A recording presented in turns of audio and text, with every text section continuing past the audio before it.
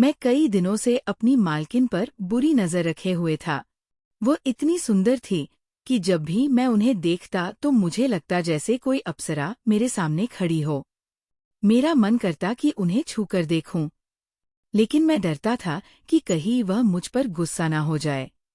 वो बेहद खूबसूरत थी, मगर फिर मुझे ये डर भी सताता कि अगर उन्होंने या मालिक ने मेरे इरादों को भांप लिया तो वे मुझे नौकरी से निकाल देंगे। मुझे इस नौकरी की बहुत जरूरत थी, क्योंकि घर का सारा खर्चा इसी से चलता था। गांव में मेरी माँ और 4 बहनें थीं, और उन सब की जिम्मेदारी मेरे कंधों पर थी, क्योंकि पिताजी का कुछ साल पहले ही देहांत हो चुका था। वे एक फैक्ट्री में काम करते थे। वही एक मशीन की खराबी की वजह से उनकी जान चली गई थी। तभी से घर की पूरी जिम्मेदारी मुझ पर आ पड़ी थी। मैं खुद भी अभी बहुत छोटा था और मेरी पढ़ाई भी अधूरी ही रह गई थी। मजबूरी में मैंने इधर-उधर छोटी-मोटी मजदूरी करनी शुरू कर दी थी। फिर एक दिन किसी ने मुझे सलाह दी कि शहर जाकर काम करो, वहाँ अच्छे पैसे मिल जाते हैं। मैंने माँ से इस बारे में बात की। वे मुझे अकेला भेजने के लिए तैयार नहीं थी, लेकिन घर की हालत देखकर उन्होंने रोते हुए मुझे विदा किया और आशीर्वाद के साथ शहर के लिए रवाना कर दिया। शहर आकर शुरुआत में मैं बहुत घबरा गया था। मैं गांव का सीधा साधा लड़का था और शहर की जिंदगी तेज रफ्तार की थी। मुझे कुछ भी समझ नहीं आता था, लेकिन पेट की आग ऐसी थी कि सब कुछ सहना पड़ रहा था। मैं दिन रात नौकरी की तलाश में भटकता रहा और आखिरकार एक दोस्त की मदद से मुझे एक बड़े घर में नौकरी मिल गई। शुरुआत में मेरा काम घर के अंदर ही था। इसी वजह से मुझे मालकिन के करीब काम करने का मौका मिला। मैं उनका बहुत आज्ञाकारी नौकर था। जब भी वह मुझे बुलाती मैं तुरंत हाजिर हो जाता और उनका हर काम तत्परता से पूरा करता। मालकिन मुझसे बहुत खुश थी। कभी कभी वह मुझे इनाम के तौर पर पैसे भी देती थी। इस वजह से मैं पूरी लगन और खुशी से काम करता था। मालकिन के पहनावे का भी मुझ पर गहरा असर होता जा रहा था। वे जो भी कपड़े पहनती वे उन पर बहुत अच्छे लगते थे। कभी कभी वे जीन्स टॉप पहनती थी और कभी बिना बाजू वाले कपड़े। शहर में ये सब आम बात थी, लेकिन हमारे गांव में तो औरतें सिर से पल्लू तक नहीं उतारती थी। जब मालकिन ऐसे कपड़े पहनती थी तो मैं शर्म से नजरें झुका लेता था, लेकिन मालकिन भी मेरी शर्मा और झिझक को महसूस कर हंसने लगी। उन्होंने मुझसे कहा, नीलेश, क्या बात है, तुम इतना शर्मा क्यों रहे हो? मैं तो ऐसे ही कपड़े पहनती हूँ। मैं नजरें झुकाते हुए बोला, मालकिन, गांव में कभी किसी को ऐसे कपड़े में नहीं देखा। ये सब तो बस फिल्मों में और सीरियल में ही होता है, इसलिए मुझे आपको इस तरह देखना अच्छा नहीं लगता। मेरी बात सुनकर मालकिन जोर से हंसी और बोली, तुम बहुत मासूम हो, बहुत अच्छे भी हो। उनकी इस तारीफ पर मैं शर्म से लाल हो गया। मालकिन अक्सर मुझसे बातें करती और ज्यादातर कामों के लिए मुझे ही बुलाती थी। एक दिन ऐसा ही हुआ। मालकिन बाजार से बहुत थकी हुई लौटी। उन्होंने घर आते ही सोफे पर अपना सामान रख दिया और वही एक तरफ सोफे पर लेट गई। उन्होंने मुझे आवाज दी, नीलेश, जरा एक गिलास ठंडा पानी लाना। मैं फौरन किचन से ठंडा पानी लेकर उनके पास पहुंचा। पानी पीने के बाद वो थकान भरे स्वर में बोली, आज तो बहुत थक गई हूँ, जरा मेरे पाँव दबा दो। मैं तुरंत उनके पैरों के पास बैठ गया और उनके पैर दबाने लगा। मुझे अजीब सा सुकून मिल रहा था। मालकिन आंखें बंद कर आराम कर रही थी और मैं उनके गोरे नाजुक पाँव देखकर मंत्रमुग्ध हो गया था। मुझे उनके पैर दबाते थोड़ी ही देर हुई थी कि अचानक साहब आ गए। उन्हें देखकर मैं घबरा गया और तुरंत मालकिन के पाँव छोड़कर सीधे खड़ा हो गया। साहब ने हम दोनों की और एक गहरी सुलगती हुई नजर डाली। मालकिन अभी भी थकी सी हालत में थी, लेकिन जैसे ही उन्होंने देखा कि मैंने उनके पाँव छोड़ दिए हैं तो उन्होंने तुरंत आंखें खोल दी। सामने साहब को देखकर बोली, अरे आप कब आए? मैं तो आपका ही इंतजार कर रही थी। फिर उन्होंने मुझसे कहा, नीलेश, जाओ, साहब के लिए भी ठंडा पानी ले आओ। मैं तुरंत किचन की ओर भागा। सच कहूं तो उस समय मेरा दिल जोर जोर से धड़क रहा था। मुझे ऐसा लग रहा था जैसे मेरी चोरी पकड़ी गई हो। ऐसा लगा मानो साहब ने मेरे मन की बात पढ़ ली हो कि मैं मैडम को सही नजरों से नहीं देख रहा था। थोड़ी देर में खुद को संयमित कर मैं वापस लॉन्च में पहुंचा और साहब को पानी दिया। उन्होंने मुझ पर एक गहरी नजर डाली। मेरे माथे पर पसीने की बूंदें उभर आई, जबकि मालकिन अब तक उनके कमरे में जा चुकी थी। साहब ने गिलास हाथ में लिए हुए मुझसे कहा, अपनी मालकिन का खास ख्याल रखना और इस घर में जरा संभल कर रहना। मैंने बस सिर हिला दिया। साहब की ठंडी मगर गूंजती हुई बात मेरे रोंगटे खड़े कर गई। मैं उनकी बात का पूरा अर्थ उस समय नहीं समझ सका, लेकिन उसके बाद मैंने खुद पर बहुत नियंत्रण रखना शुरू कर दिया। जब भी मैं मालकिन को देखता नजरें फेर लेता, लेकिन मैं भी आखिर एक इंसान था। मालकिन जैसी जवान और खूबसूरत औरत को देखकर मेरे दिल में भी अजीब अजीब ख्याल आने लगे थे। मुझे ऐसा महसूस होता था कि शायद मालकिन भी मेरे इन ख्यालों से वाकिफ है, लेकिन उन्होंने कभी कुछ कहा नहीं। यही वजह थी कि मैं चुपचाप उन्हें देखता रहता। वो जिस अंदाज में हंसती, बोलती और घर में चलती फिरती थी, वो मुझे बहुत अच्छी लगती थी। शायद यही कारण था कि मैं हर वक्त उनकी नज़र के सामने रहा करता था, क्योंकि मेरा काम ही घर के अंदर था। इन्हीं दिनों एक अजीब सी घटना घट गई। हमारे घर के बगल वाले घर में कुछ डाकू घुस आए। वहां के चौकीदार ने जब फायरिंग शुरू की तो डाकू ने भी जवाब में फायरिंग शुरू कर दी। दुर्भाग्य से हमारे घर का चौकीदार भी इस गोलीबार में घायल हो गया। अब घर में कोई चौकीदार नहीं बचा था। साहब ने मुझे बुलाया और कहा, अब से घर की चौकीदारी तुम करोगे। मैं किसी नए चौकीदार को बिना गारंटी के नहीं रख सकता। उन्होंने मेरी ड्यूटी गेट पर लगा दी। मैं ये काम नहीं करना चाहता था, लेकिन मेरी मजबूरी थी। इसलिए चुपचाप बाहर चौकीदार की कुर्सी पर जाकर बैठ गया। अब मैं घर के अंदर से बाहर आ चुका था। दिल बिल्कुल नहीं लगता था, क्योंकि अब मुझे मालकिन दिखाई नहीं देती थी। सिर्फ तभी नजर आती जब वो घर से बाहर जाती या लौटती, या फिर कभी कभार जब मैं कोई सामान रखने अंदर जाता। मेरा मन बहुत बेचैन रहने लगा। पहले वो हर पल मेरी आंखों के सामने होती थी, अब बस यादों में थी। मैं हर वक्त उनके बारे में ही सोचता रहता था। मुझे ऐसा लगता था जैसे साहब ने मुझसे किसी बात का बदला ले लिया हो, जो मुझे अंदर से हटाकर बाहर चौकीदारी पर बिठा दिया, जबकि मैं वो काम नहीं करना चाहता था। लेकिन हालात कुछ ऐसे थे कि मैं मना भी नहीं कर सकता था। इन्हीं दिनों घर से मेरी माँ का फोन आया। पिताजी की तबीयत बहुत ज्यादा बिगड़ गई थी। माँ ने मुझे तुरंत गांव आने को कहा और ये भी कहा कि कुछ पैसे लेकर आना, क्योंकि पिताजी को बड़े अस्पताल में दाखिल करवाना पड़ेगा। मैंने मालकिन से छुट्टी की बात की। उन्होंने मुझे 3 दिन की छुट्टी दे दी। साथ ही तनख्वाह के अलावा कुछ अतिरिक्त पैसे भी एकाएक कर दिए। अपने घर वालों के लिए कुछ ले जाना। उनका ये व्यवहार देखकर मेरा दिल भर आया। जितनी खूबसूरत वो बाहर से थी, उतना ही खूबसूरत उनका दिल भी था। मैं उनका बहुत एहसानमंद हुआ। उन्होंने जो पैसे दिए थे, मैंने संभाल कर रख लिए, क्योंकि नहीं पता था कि पिताजी के इलाज में कितना खर्चा आ जाएगा। जब मैं गांव पहुंचा तो मेरी चारों बहनें मुझसे लिपट गई। वो बहुत दुखी हो गई थी, क्योंकि मैं पहली बार इतने लंबे समय के लिए घर से बाहर रहा। उनकी ममता और प्यार देखकर मेरी आंखें भर आई। मैं बारी बारी से अपनी सभी बहनों को गले लगाकर प्यार करने लगा। माँ की आंखों में भी आंसू भर आए। उन्होंने भराए सुर में कहा, नीलेश, तू कितना कमजोर हो गया है। शहर की हवा तुझे सूख नहीं कर रही। उन्हें लग रहा था कि मैं पहले से ज्यादा दुबला और सांवला हो गया हूँ। माँ का प्यार और चिंता देखकर मैं मुस्कुरा दिया और बोला, माँ, मैं बिल्कुल ठीक हूँ। आप मेरी फिक्र मत कीजिए। मुझे बस पिताजी की तबीयत के बारे में बताइए। मेरे इतना पूछते ही माँ दुखी हो गई और कहने लगी, तेरे पिताजी को बुखार आने लगा था। हमने पास के मेडिकल से दवाई मंगवाई, लेकिन कोई फायदा नहीं हुआ।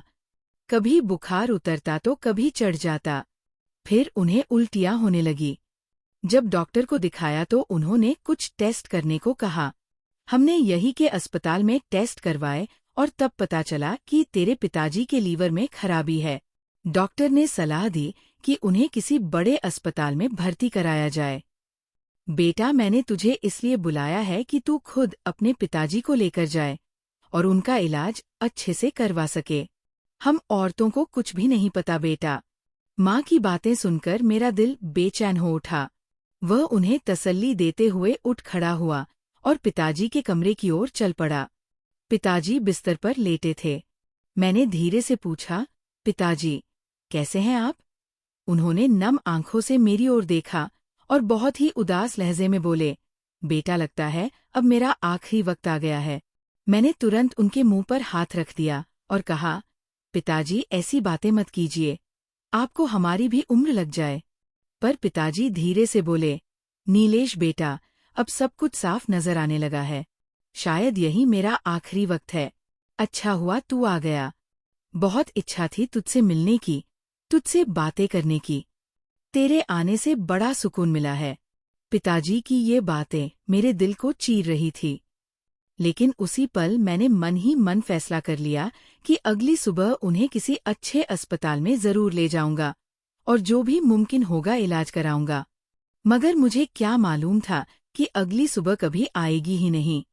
उसी रात पिताजी इस दुनिया से हमेशा के लिए चले गए। उन्होंने हम सबको रोते बिलखते छोड़ दिया। ये मेरे लिए एक बहुत बड़ा सदमा था। मगर मेरी बहनों की हालत देखकर तो मेरा दिल और भी टूट गया। उनका रो कर बुरा हाल था। माँ की आंखें पथरासी गई थी। वह बस एकटक पिताजी का चेहरा देखती रही, जैसे उन्हें विश्वास ही नहीं हो रहा हो। घर का वह आतंक भरा मंजर मेरे लिए बहुत भारी था। फिर भी मैंने अपने आंसू भीतर ही रोक लिए ताकि मेरी माँ और बहनों को भी हिम्मत दे सकूं। अब मैं ही उनका सहारा था। पिताजी पर अंतिम संस्कार किए गए। अब मेरी चिंता सिर्फ मेरी माँ और मेरी 4 बहनों के भविष्य को लेकर थी। इसलिए मैं कुछ दिन गांव में ही रुक गया। मैंने मालिक को फोन कर पिताजी के देहांत की सूचना दे दी थी। मालिक ने भी पिताजी के देहांत की खबर सुनकर बहुत अफसोस जताया और मुझे कुछ अतिरिक्त रकम खर्चे के लिए भेज दी।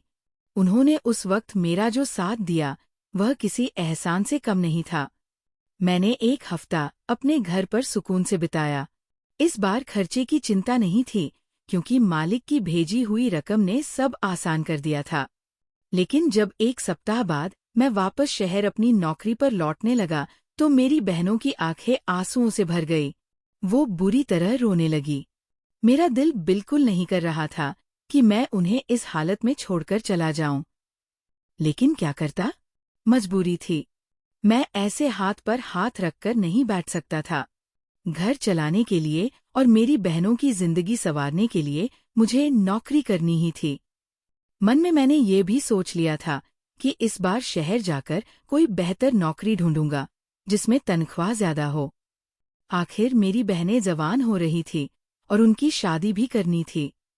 मैं सबको तसल्ली देकर शहर आ गया और फिर से उसी चौकीदार की ड्यूटी संभाल ली। साहब अब तक किसी नए चौकीदार का बंदोबस्त नहीं कर पाए थे, इसलिए मैं फिर से गेट के पास कुर्सी पर बैठ गया और आने जाने वालों के लिए दरवाज़ा खोलने लगा। मगर जब से मैं लौटा था मुझे मालकिन एक बार भी दिखाई नहीं दी। पूछने पर मालूम हुआ कि वह अपने दूसरे शहर में रहने वाली बहन के पास गई हुई है और कुछ दिनों में वापस लौटेगी। ये सुनकर मैं उदास हो गया। पहले ही इतने दिन बाद गांव से लौटा था और अब मालकिन भी घर पर नहीं थी। हर दिन जैसे गिन-गिन कर काट रहा था। आखिरकार वो लंबे इंतजार के दिन भी बीत गए और मालकिन वापस लौट आई। लेकिन इस बार वो वैसी नहीं थी जैसे पहले हुआ करती थी। उनकी तबीयत कुछ ठीक नहीं लग रही थी। चेहरा मुरझा हुआ, रंगत पीली और हंसी में वह रौनक नहीं थी। वह जब बोलती तो सांसें फूल जाती। मैंने एक दिन हिम्मत करके पूछ ही लिया, मैडम आपकी तबीयत तो ठीक है ना? वह फीकी सी मुस्कान के साथ बोली, हाँ, मैं ठीक हूँ नीलेश। मुझे क्या हुआ है? मगर उनके बोलने में खालीपन मुझे साफ महसूस हुआ। ऐसा लग रहा था जैसे वो कुछ छुपा रही हो। अब मालकिन ज्यादातर घर के अंदर ही रहती थी। उनका बाहर जाना तो जैसे बंद हो गया था। पहले जैसी ताजगी और हंसी उनके चेहरे पर अब नजर नहीं आती थी। कई बार मैं उन्हें पूछने की कोशिश करता, फिर रुक जाता। मुझे लगता था मैं एक मामूली नौकर हूँ। मेरी क्या औकात है कि उनसे इतनी निजी सवाल पूछ सकूं। मालकिन अब ज्यादा चुप-चुप सी रहने लगी थी। वो अक्सर अपने कमरे में बंद रही थी। मैं उनके लिए सच में चिंतित रहने लगा था, क्योंकि पहले वो हमेशा हंसती बोलती थी और अब जैसी किसी गहरी उदासी में डूबी हुई थी। साहब की दिनचर्या अभी वैसी ही थी। वह देर रात घर आते थे, कभी-कभी आधी रात के बाद ही आते थे। अब तो ऐसा लगता था जैसे उन्हें मालकिन की हालत से कोई मतलब नहीं रहा हो। इसी बीच मुझे मेरे घर की चिंता भी खाए जा रही थी।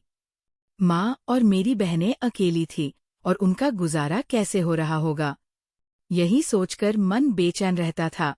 इन्हीं दिनों जब मालकिन ने खुद को अपने कमरे तक सीमित कर लिया था, तो कभी कभार मैं भीतर जाकर उनकी तबीयत का हालचाल ले आता था। एक रात की बात है जब मालकिन अपने कमरे में अकेली थी और साहब अब तक घर नहीं लौटे थे। रात के लगभग 11 बज चुके थे। मुझे अचानक चिंता हुई। सोचा उनकी खैरियत मालूम कर लूं। मैं उनके कमरे के पास गया और दरवाज़ा खटखटाया, लेकिन अंदर से कोई जवाब नहीं आया। कुछ देर तक मैं वहीं पर खड़ा रहा, फिर बिना कुछ कहे वापस लौट आया। मगर जैसे ही देखा कि वॉशरूम की लाइट जल रही है, मेरा दिल बेचैन हो गया था। मन में ख्याल आया, झांक कर देखो कि अंदर क्या हो रहा है, पर अगले ही पल खुद को रोक लिया। ये ठीक नहीं है नीलेश। मैं इसी उलझन में खड़ा था। दिल देखना चाहता था, दिमाग मना कर रहा था। अंत में दिल जीत गया और दिमाग हार गया। मैंने वॉशरूम के रोशनदान से झांकने की कोशिश की। नीचे एक स्टूल रखकर जैसे ही ऊपर चढ़ा और अंदर देखा तो मेरी रूह कांप उठी। मालकिन वॉशरूम में बेहोश पड़ी थी। उनकी हालत देखकर मेरी सांसें थम सी गई थी। दिल दहल गया। मैं बिना एक पल गवाए स्टूल से कूदकर भागा और अंदर जाने की कोशिश करने लगा, मगर मालकिन का कमरा तो बंद था। मैं समझ नहीं पा रहा था कि अब उन्हें वहां से कैसे निकाला जाए। तभी मुझे ख्याल आया, घर की कामवाली से कमरे की चाबी मंगवाता हूँ। मैं तुरंत दौड़कर घर की नौकरानी के पास पहुंचा और हड़बड़ाते हुए कहा, मैं कब से दरवाज़ा खटखटा रहा हूँ, लेकिन मालकिन कोई जवाब नहीं दे रही। मुझे लगता है कोई परेशानी है। जल्दी से चाबी लाओ और दरवाज़ा खोलो। मुझे देखकर वह भी घबरा गई और तुरंत कमरे की चाबी लेकर आ गई। जैसे ही दरवाज़ा खोला गया, मैं अंदर भागा, मगर कमरा खाली था। मुझे पता था कि मालकिन वॉशरूम में है, लेकिन ये बात मैं काम वाली से नहीं कह सकता था। इसलिए मैंने उसे कहा, मालकिन कमरे में तो नहीं है, देखो जरा वॉशरूम में। वह जैसे ही वॉशरूम के दरवाजे तक पहुंची और मालकिन को नीचे पड़ा हुआ देखा, जोर से चीख पड़ी, नीलेश, मालकिन तो नीचे गिरी हुई है। मैं फौरन दौड़कर वहां पहुंचा और उससे कहा, जल्दी से कोई चादर लेकर आओ। वो दौड़ कर गई और चादर लाई और मैंने झुककर सबसे पहले मालकिन को ढक दिया, फिर उन्हें गोद में उठाया और बाहर ले आया। ड्राइवर गाड़ी में ही बैठा था। मैंने उससे कहा, जल्दी से गाड़ी अस्पताल ले चलो। वो खुद मालकिन के साथ पीछे बैठ गया। उन्हें दूसरी तरफ से कामवाली ने संभाल रखा था। हम दोनों बहुत घबराए हुए थे। समझ नहीं आ रहा था कि अचानक मालकिन को क्या हो गया। अस्पताल पहुंचे तो डॉक्टर ने बताया कि उन्हें तेज दिल का दौरा पड़ गया था, लेकिन सही वक्त पर लाने की वजह से उनकी जान बच गई। फिर भी हालत अभी भी सीरियस थी। मैंने तुरंत साहब को फोन कर दिया था। वह भी सीधे अस्पताल आ गए। उन्होंने डॉक्टरों से बात की और बाकी इलाज की जिम्मेदारी ली।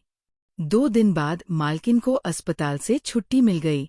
वो अब पहले से ठीक थी, लेकिन अब भी बहुत कमजोर लग रही थी। उन 2 दिनों में मेरी तो हालत ही खराब हो गई थी। ना नींद आई ना भूख लगी। हर वक्त बस उनका ही ख्याल रहता था। जब वो घर लौटी तो एक दिन उन्होंने मुझे पास बुलाया। मुस्कुराते हुए बोली, नीलेश, मुझे पता था कि तुम मेरी तबीयत पूछने आए थे। जब मैंने कुछ जवाब नहीं दिया तो तुमने नौकर से ताला खुलवाया और मुझे समय रहते अस्पताल पहुंचाया। इसके लिए मैं तुम्हारी बहुत शुक्रगुजार हूँ। उनकी बात सुनकर मुझे अंदर से शर्माने लगे, क्योंकि सच तो ये था कि मैं तो उन्हें देखने गलत इरादे से गया था, लेकिन अब तो वह मुझे धन्यवाद दे रही थी। मैं कुछ बोल नहीं पाया। थोड़ी देर बाद मैंने हिम्मत करके पूछा, मैडम आप तो अभी बहुत छोटी है, फिर ऐसा क्या हो गया कि आपको इतना बड़ा दिल का दौरा पड़ गया? वो थोड़ी देर चुप रही, फिर बोली, कुछ बातें सीधी दिल में लगती है। नीलेश, तुम्हारे साहब की बेवफाई ने मेरा दिल तोड़ दिया है। तुम खुद देखो, क्या मुझ में कोई कमी है? मैं पढ़ी लिखी हूँ, खूबसूरत हूँ, रहन सहन भी जानती हूँ, लेकिन फिर भी उन्होंने मुझे छोड़कर किसी और को पसंद किया। वो औरत ना खूबसूरत है, ना उसे रहन सहन की तमीज है, और उसे देखकर दोबारा देखने का मन भी नहीं करता। फिर भी तेरे सांप उसी के पीछे पड़े हैं। अब तुम ही बताओ, क्या इस बात का दुख नहीं होगा मुझे? मेरा दिल तो जैसे टूट गया है, अब तो जीने का भी मन नहीं करता। ये कहते उनकी आंखों से आंसू बहने लगे और मैं बस चुपचाप उन्हें देखता रह गया, कुछ कह भी नहीं पाया। दोस्तों, इस कहानी का अगला भाग सुनने के लिए चैनल को सब्सक्राइब जरूर करें और हाँ, नोटिफिकेशन बेल जरूर दबाएं ताकि अगली अपडेट सबसे पहले आपको मिले। धन्यवाद। हाँ,